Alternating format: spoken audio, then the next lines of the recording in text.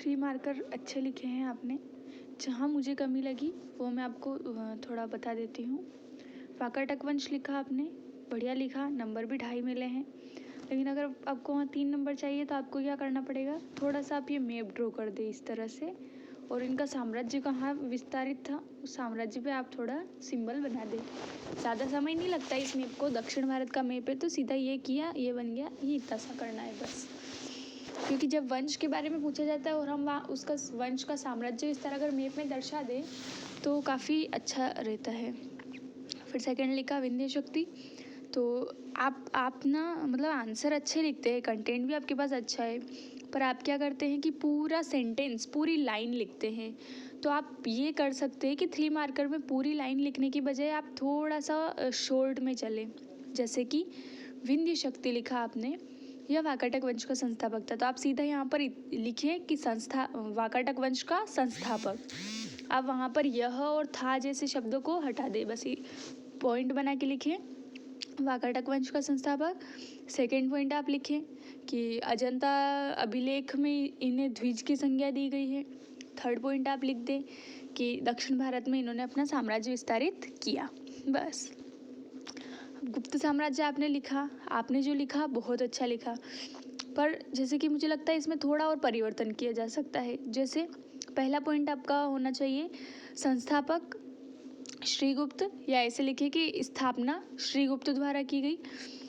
Second point लिखते हैं आप कि इसके प्रमुख शासक, तो जो भी प्रमुख शासक है जैसे कि समुद्रगुप्त, चंद्रगुप्त, विक्रमादित्य, उन 1-2 के नाम लिख दे। फिर इनकी राजधानी बताइए, राजधानी कहाँ थी, और यहाँ पर क्षेत्र में साम्राज्य दिखा दे कि कहाँ कहाँ तक इनका क्षेत्र फैला हुआ था। तो आपने जो लिखा 2 लाइन में, इसको 2 लाइन में न लिख कर आप मैप बनाकर दिखा दे कि यहाँ यहाँ तक इनका साम्राज्य था, है ना। बस इसी तरह से थोड़ा सा करना है आपको। अब जैसे कि ब्राह्मण साम्राज्य है तो मैंने यहाँ पर आपको 1.5 नंबर दिया। इसका कारण ये, आपकी पहली लाइन होनी चाहिए थी, मतलब जो आपने लिखी वो सही लिखी, पर मैं आपको एक पूरा फॉर्मेट बता देती हूँ इस आंसर का कि अपन लिखते हैं यहाँ पर कि ब्राह्मण साम्राज्य स्थापना पुष्यमित्र शुंग द्वारा 125 ईसा पूर्व में। सेकेंड पॉइंट में आप लिखिए इसके अंतर्गत जैसे कि शुंग वंश आता है, शुंग वंश, कण्व वंश, सातवाहन वंश, ये सभी ब्राह्मण साम्राज्य के अंतर्गत आते हैं, है ना। फिर लिखिए तीसरा पॉइंट आप लिखिए कि इसकी स्थापना, ये जो भी है ये सेकंड पॉइंट जो आपने लिखा वही लिखिए। थर्ड पॉइंट में आप ये मैंने बताया ये ब्राह्मण साम्राज्य में कौन कौन से आते हैं, ये 3-4 इनके नाम लिख दे बस। यहाँ पर वैसे मैंने नंबर थोड़े ज़्यादा कम दे दिए, यहाँ आपको 2 नंबर मिल जाएंगे पूरे, पर तो फ्लो पे डिपेंड करता है कि कैसा फ्लो चल रहा है। फिर पुष्यमित्र शुंग लिखा, अच्छा लिखा, पर इसमें थोड़ा आप ऐसा एड ऑन करते कि पुष्यमित्र शुंग वंश के संस्थापक। फिर सेकंड पॉइंट आप लिखते हैं यहाँ पर कि पतंजलि द्वारा इन्होंने 2 अश्वमेध यज्ञ करवाए। फिर तीसरा पॉइंट आपका यहाँ होना चाहिए कि ये ब्राह्मणवाद के कट समर्थक थे, ऐसा लिखिए। जैसे कि महाजनपद लिखा तो यहाँ पर पहला पॉइंट आपको ये बताना कि महाजनपद थे क्या, है ना। तो महाजनपद जो थे एक प्रशासनिक इकाई थी उस समय में, तो पहला पॉइंट आपका ये होना चाहिए कि 6ठी शताब्दी पूर्व में एक भू राजनीतिक इकाई या प्रशासनिक इकाई थी। इनकी संख्या 16 थी और इनकी जानकारी अंगुत्तर निकाय में मिलती है। इस तरह से आपका आंसर होना चाहिए। ठीक है, बढ़िया लिखे हैं वैसे, मतलब कंटेंट वाइज मुझे कोई प्रॉब्लम नहीं लगी। अब ये सल्तनत काल है तो यहाँ पर आपका पहला पॉइंट होना चाहिए संस्थापक कुतुबुद्दीन ऐबक, है ना। फिर सेकंड पॉइंट आपका होना चाहिए समय काल 1206 से लेकर 1526 तक। इसके अंतर्गत 5 राजवंश आए। अगर पाँचों के नाम लिखने इतनी जगह हो तो लिख दें, और पाँचों के नाम की इतनी जगह नहीं हो तो 2-3 जितने भी नाम आए उन राजवंशों के नाम लिख दें, है ना। फिर गुलाम वंश है तो गुलाम वंश में वही संस्थापक कुतुबुद्दीन ऐबक, फिर कार्यकाल ब्रैकेट में ही डाल दो उनके कि 1206 से 1290 तक। इसके प्रमुख शासक जो भी थे, बलबन या इल्तुतमिश, जो भी आपको प्रमुख शासक लगे उन 1-2 के नाम लिख दें। तीसरा पॉइंट आप लिख दें कि अंतिम शासक शमसुद्दीन कैमूर्स, और साइड में हो सके तो आप यहाँ मैप बना के दिल्ली इनकी राजधानी दिखा दें, लाहौर और दिल्ली, और साम्राज्य विस्तार बता दें, है ना। जैसे कि भील विद्रोह में आपने नेतृत्वकर्ता में गोविंद गुरु लिखा है, और मैंने इसका सेवाराम पढ़ा है इसलिए मैंने थोड़ा मार्क कर दिया। बाकी आप कंफर्म कर लेवे, अगर आपकी बुक्स में गोविंद गुरु है तो आप इसे लिख सकते हैं, कोई दिक्कत नहीं है। अब ये जो 5 मार्कर या 6 मार्कर हैं, इनमें मैंने थोड़े थोड़े कम नंबर दिए, उसका कारण मैं बता देती हूँ आपको। जैसे कि आपने इसमें कंटेंट बढ़िया लिखा है, पर थोड़ा सा डायरेक्शन थोड़ा सा चेंज हो गया। इसमें पूछा गया था कि भारतीय राजनीति को किस प्रकार दिशा प्रदान करी। तो भारतीय राजनीति मतलब अपने भारत की राजनीति जो है उसमें पहला पॉइंट आपने सही लिखा, साम्राज्यवादी शासक आए तो हम एक नई दिशा प्रदान हुई, ठीक है। दूसरा पॉइंट आपका होना चाहिए कि प्रशासन कैसा था उनका, तो जो है मिनिस्ट्री ऑफ काउंसिल थी उनके यहाँ पर, मंत्री परिषद जैसे परिषदों का गठन किया, उसमें मंत्री पद दिए गए उन लोगों को।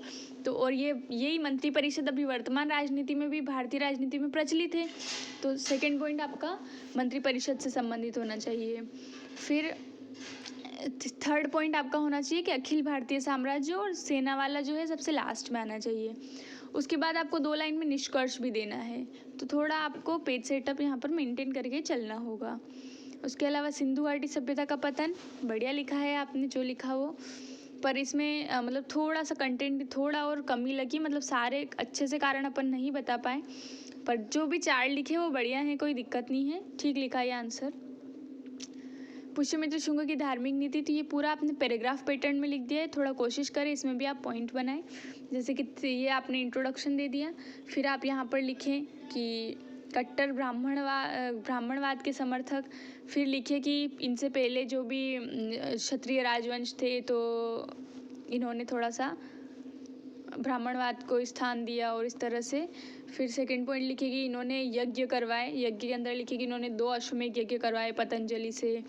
फिर तीसरा पॉइंट आप लिखे कि इन्होंने जैसे कि स्तूप थे, बौद्ध स्तूप, जैसे कि सांची का स्तूप, उसकी वेदिकाएं भी बनवाई। तो इससे हम ये कह सकते हैं कि अन्य धर्मों से इनको नफरत तो नहीं थी, लेकिन ये ब्राह्मणवाद को ज़्यादा समर्थन देते थे, ऐसा पॉइंट बना कर लिखे। नालंदा विहार के अंदर जो भी आपने लिखा बहुत अच्छा लिखा, कंटेंट पूरा बढ़िया है, थोड़ा सा यहाँ पर पेज सेटअप की कमी है।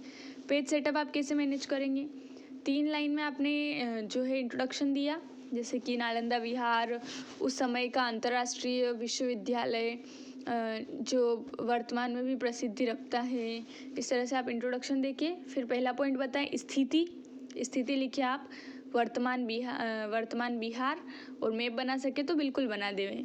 फिर सेकंड पॉइंट आपका होना चाहिए यहाँ पर कि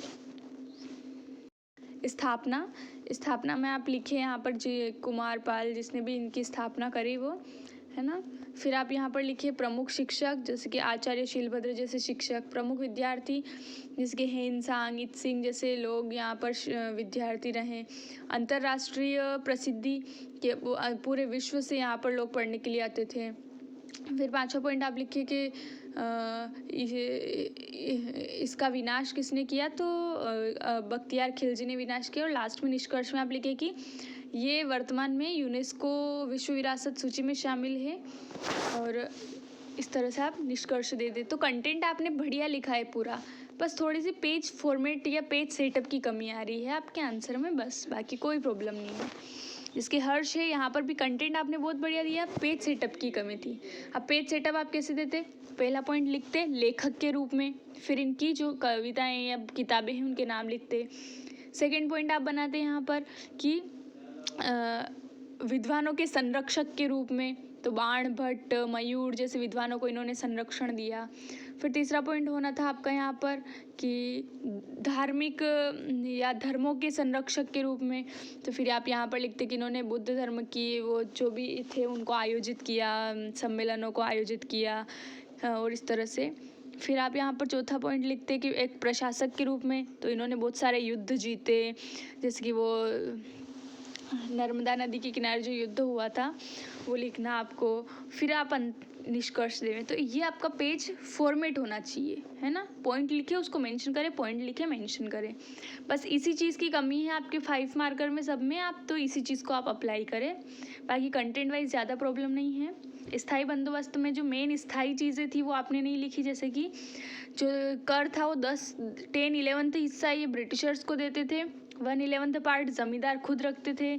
जमींदारों को इन्होंने जमीन बेचने के अधिकार और वंशानुगत अधिकार और ये भी दे दिए थे, और ये इस 1793 से शुरू हुई थी। थोड़ा सा कंटेंट की प्रॉब्लम थी इस आंसर में। ठीक है, बाकी बस थोड़ा सा पेज सेटअप पर आप ध्यान देवे, अदरवाइज अच्छा लिख रहे हैं, कोई प्रॉब्लम नहीं है।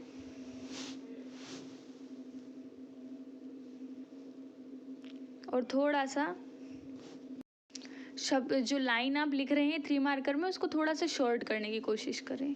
बाकी कंटेंट में कोई प्रॉब्लम नहीं, कंटेंट आपका बहुत अच्छा है।